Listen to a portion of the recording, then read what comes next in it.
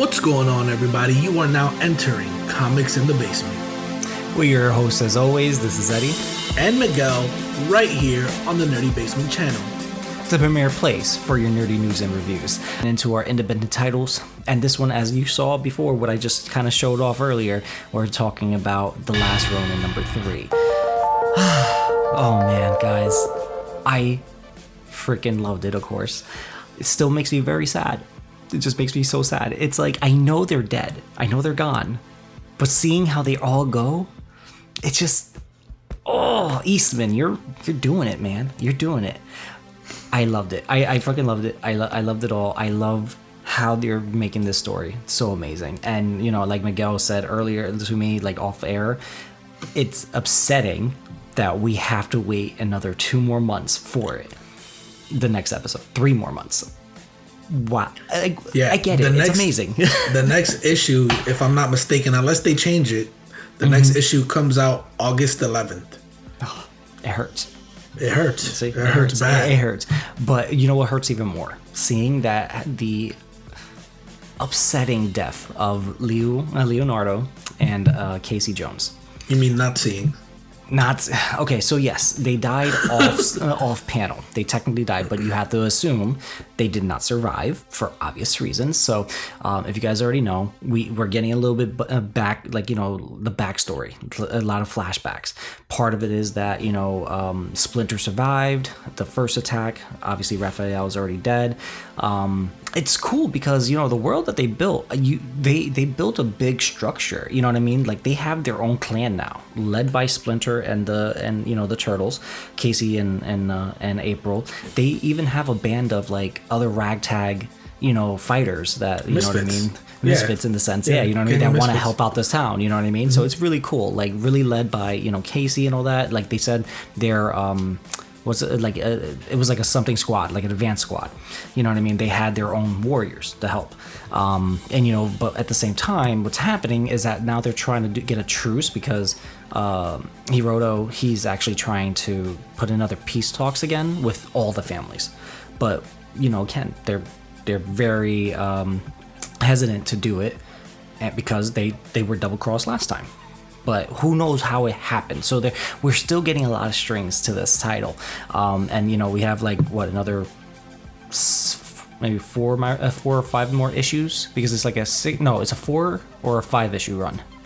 I want to say it's like a 5 issue run, something like that. But while he checks, I was gonna grab my phone and check, but my phone's not here. Yeah. All good. Oh yeah. Okay. Yeah. I can check. Go. Man in the chair. So, but again, yeah. So I'm saying, guys, like, we're moving forward into it and all that. So but then it's not the Foot Clan attacking them this time. It ends up being an enemy of Fujitoad. If you guys happen to know him, he is pretty much an AI with a doctor's brain inside of it and everything. That's how he saved himself and all that kind of stuff. And his villain, what you got? 5-issue series. So yeah, so we're at the halfway point right now. It hurts. So what we have here, right? They got attacked by another villain of theirs and all that. Even though he's the one, I think, that makes all the Foot Clan's like major technology, techno stuff, like, you know, robot foot soldiers and so on and so forth, armored and all that kind of stuff. And this guy, he does it, Stockton or something, I believe the name is, and it's dope. Like, you know, you're going through it, they're getting attacked from all sides. Like, it's an epic scene. We have Casey and Leo standing in front of a whole bunch of mousers and ninja foot, like a robot ninja Foot Clan guys and all that kind of stuff. And they're just like, you know, all right, we're gonna do this. Let's do it. You know what I mean? It's just so badass. So freaking badass all the way through. And then, of course, we find out how Mikey kind of survived that attack and ended up in Japan later on. Because of the fact that he was flung during this giant explosion. Everybody gets blown up. Casey's gone. You know, Leo's gone. off screen, off panel, as Miguel likes to put it. And also, you know, this is when April gets flung to the side as well, but she loses an arm and a leg, which you already know. And it's just like, it's so freaking good. And of course, during present time, there's a lot more going on, you know, with their resistance. They're trying to make their final moves because Hiroto is going nuts. He has this whole monologue in the rain on top of his giant ass building, which is hilarious because I'm just like, this dude is nuts. I'm like, this guy had a lot of shit going on. I thought he slipped at one point. He does. But then he's like, he knows he's okay with it because he's like, I have a whole building that will catch me if I fall. And that's what ends up happening. He does slip because he's not paying attention. He's star raving mad, and he trips. And then it's like somebody grabs him. He was like, "This place will never let me die. I'm immortal. Blah blah blah. I'm the best." So it's funny seeing that. You're like, "Yo, dude, you're just as bad as Shredder. Like, just without the mask." Like, you know. So it's like it's really funny. At least Shredder wasn't stark raving mad. Like Shredder, I think he was. I think he was a little mad. I think he was a little. Not to the point where you're like monologuing while you're parkouring at the top of a building or something. Parkouring, I love that. Parkour.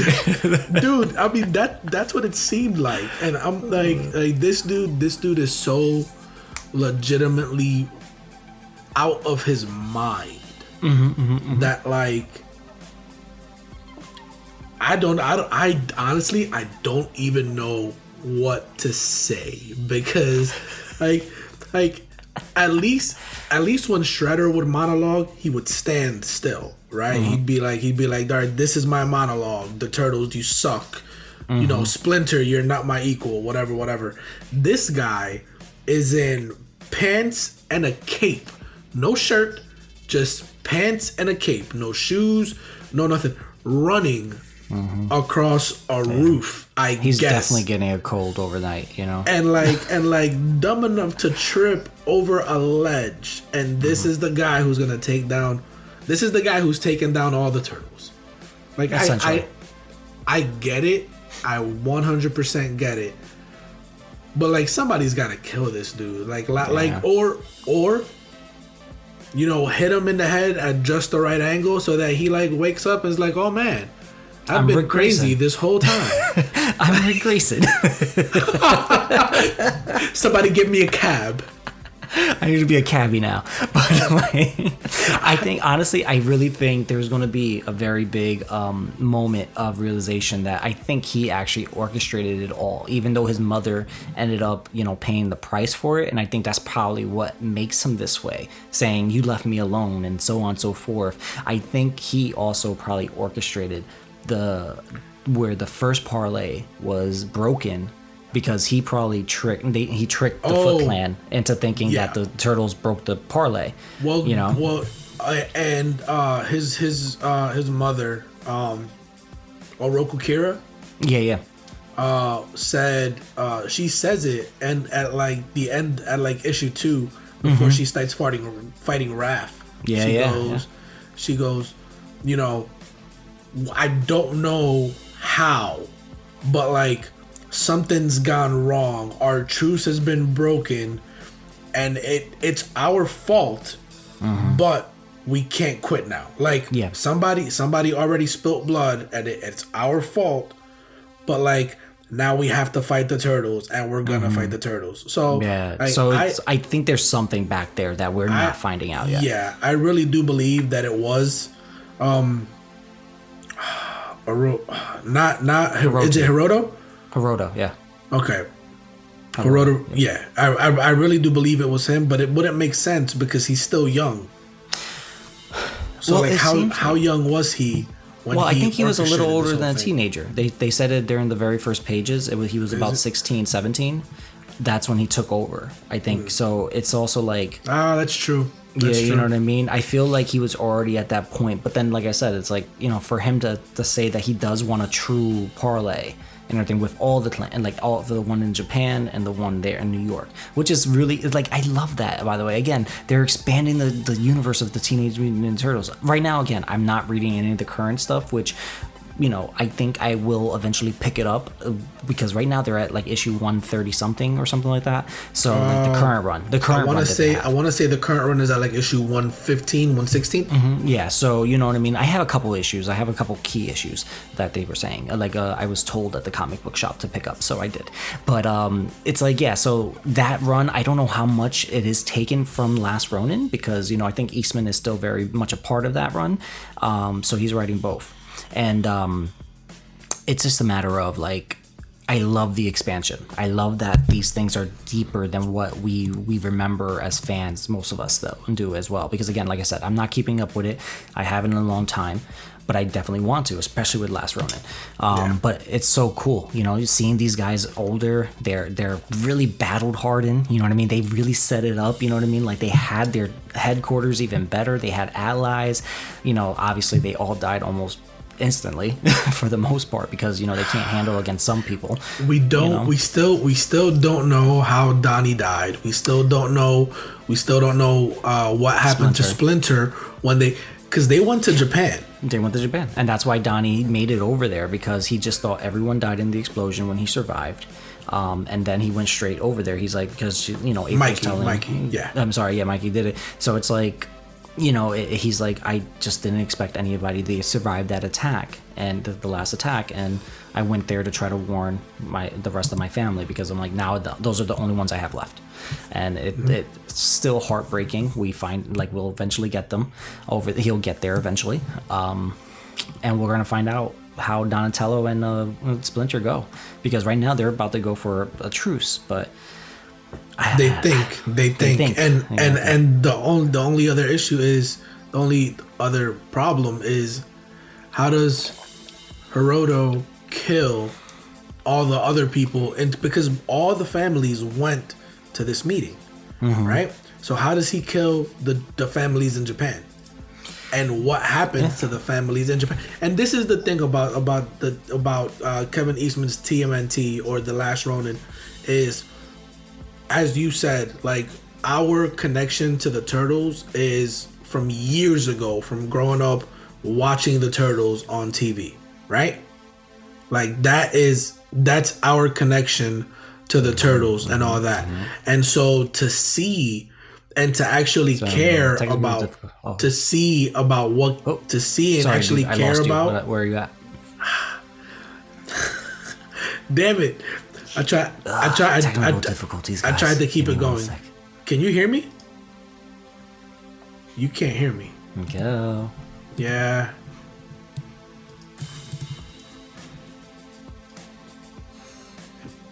Can you hear me now?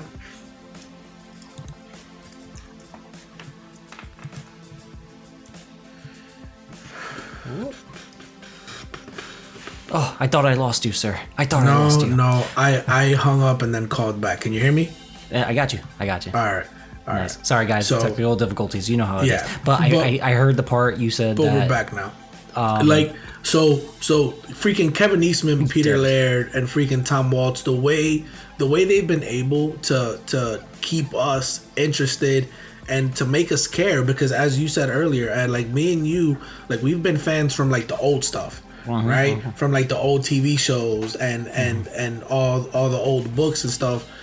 So we don't really know much about their history with Japan, and so to keep us interested and make us care and make me actually question, well, how does he kill the families in Japan? Like that speaks volumes to how intrinsic and how deep this story goes and how it will tie. And honestly, I think that this story will go down as one of, if not... It's okay. No, don't do it yet. Wait till the end. You can't say these things so quickly. You do this. This is what happened to your Knicks that week. Remember? Oh, shut the hell up. This is what happened. Shut your face. Am I wrong? Did you guys see last week's episode? Because you did. I did. He said it. Streak for Knicks. And what happened? I still am a fan. I love them. But guess what? I haven't watched them all season. And I'm not going to watch them now just because they made the playoffs. That's how much of a fan I am. That's how real I am. But guess what? He did. And they didn't win because he said there was a streak. Now back to our regular schedule program, guys. Last Ronin, he is right. fucking amazing. I am really loving this last Ronin. It hurts. I love how you pick up my ball and start to run with it. That's called good television. That's how you know you're good. It's like, oh, we're a team. Yeah. So then you push me, you kick me, you grab my ball, and you run with it. And then you look back at me, and you're like, we're a team. Shut the hell up. But we are. We're both winning. This gets us views, bro. This gets the views. The last Ronin. Go out there, go pick it up and care because we care. Moving on. Son of a bitch. You know, Mama's a very nice lady. No, that's not what I meant. I meant it strictly in the figurative sense. I know. It's just like the Rick and Morty. It's like, you son of a bitch, I'm in.